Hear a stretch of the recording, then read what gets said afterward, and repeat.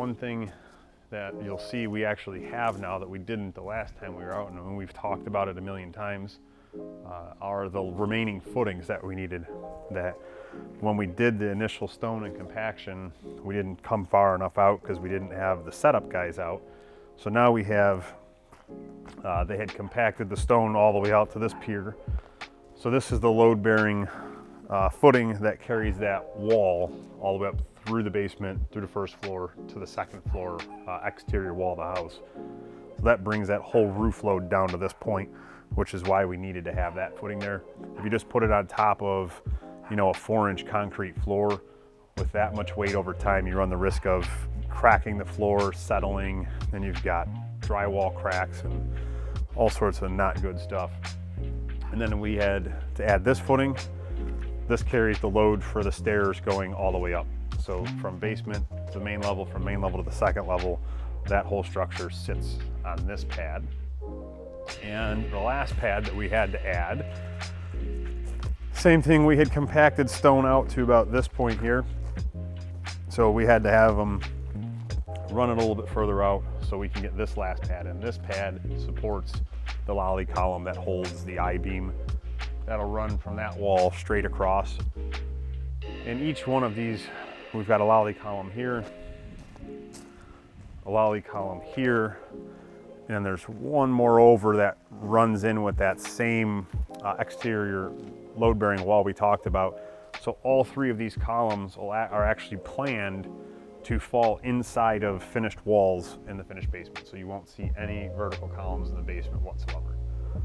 They were all placed properly. So they run in, this one runs into a corner of a wall, that one runs into a closet corner that comes off of there, and that one is going to be the corner of the wall that takes us into our unfinished storage space and the vault room. And as you see, we actually have stone all the way up to the bottom where we need to be now. Our concrete floor is going to pour right on top of this. And I got the last bill for backfill, which included the rest of the stone and all of our sand. Grand total, just under 1.7 million pounds of stone and right about 1 million pounds of sand. So 2.7 million pounds of brought in material. We did not budget for anywhere near that much. I didn't look at the exact number before I came out today, but I want to say we're right about 50,000 in fill material, including the labor and trucking to bring it out here. So we've got an expensive foundation and site work so far. Just so people kind of have an idea, this is the footprint down here is right around 2,100 square feet, including unfinished and finished space, not including the vault. And the foundation walls, as we've discussed before, are 12 feet tall, and they step down. Footings and concrete walls were about 59,000 for concrete labor and forming. So we are a hair over 100,000 into fill material and concrete. And we'll kind of try and keep you guys in the loop on what the cost of this whole project is as we move through it. I've seen on other projects a lot of, and not from our content, but other people's content, a lot of people ask them, well, what are the costs for this, what are the costs for that? And you don't see a lot of that out there. So since this is one of our spec projects, I can be open with what what we missed the budget by and what we end up spending on the whole project. The one that I think is going to be interesting to see is where lumber lands. The lumber futures have started to come down drastically, but the supply houses for lumber have not followed suit yet. They're slowly starting to trickle down, even though the futures are down about 60% in the last 4 weeks. I think we had originally budgeted about 87,000 for lumber, and my gut still says we'll land probably around 110. You're going to get a general smooth wall when you use metal forms.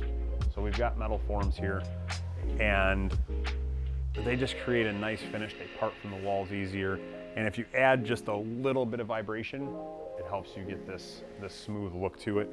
If you don't add vibration, you'll get these little rough spots. Like you got a little rough spot here, kind of rough corners. So if you come down with a pencil vibrator, which if you follow the page, you'll have seen on our Marina Terrace project, we were using on a little knee wall footing we had to do. You can run those vibratory pencils down and just pull them back up, and it'll help consolidate and smooth out the walls.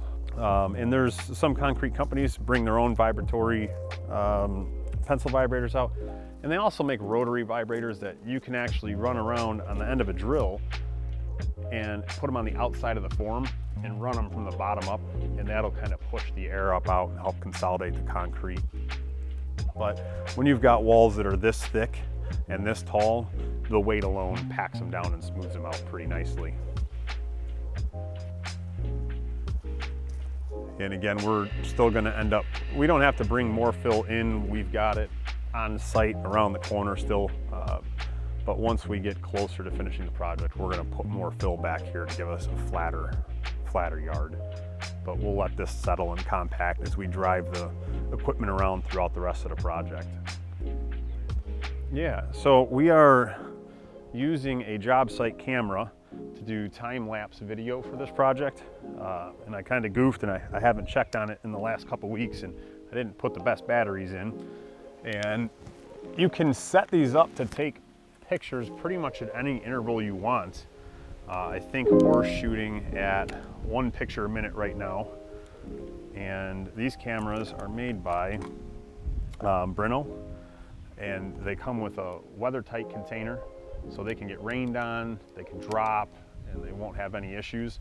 One thing I have started to notice though is in the sun, the UV rays are starting to yellow the case. So I need to see if there's another option that's got a little bit better UV protection. And they're super easy to control. I mean, it's just basically on and off, and it all runs through just a menu and a time and an OK button. And you can set the quality of the picture. Like I said, you could change the time between pictures. You can change the output of the video, because once you go to output it to computer, it makes a time-lapse video, and you can change the frame rate on that as well. So we're just going to change out our batteries and get this thing back up and running, because we're supposed to be pouring the basement floor tomorrow, and we're going to have a pump truck out for that one since we're so far back here and we can't get the concrete trucks back. So I want to make sure we get that on video, and we will be starting framing first thing next week.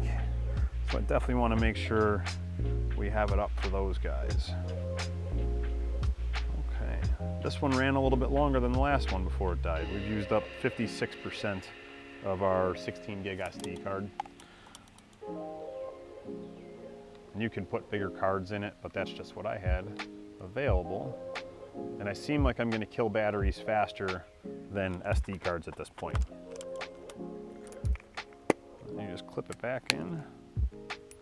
And they come with other mounts, so if you've got like a piece of scaffolding or something available that you can mount to, be a little bit easier. But here we don't have it. We got a whole bunch of trees, so a little bungee cord, and away they go.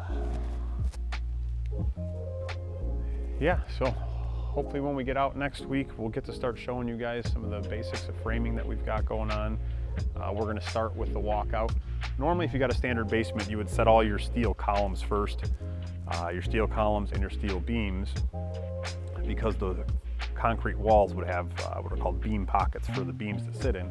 But since this is all framed wall back here, we have to actually frame in beam pockets into the walls.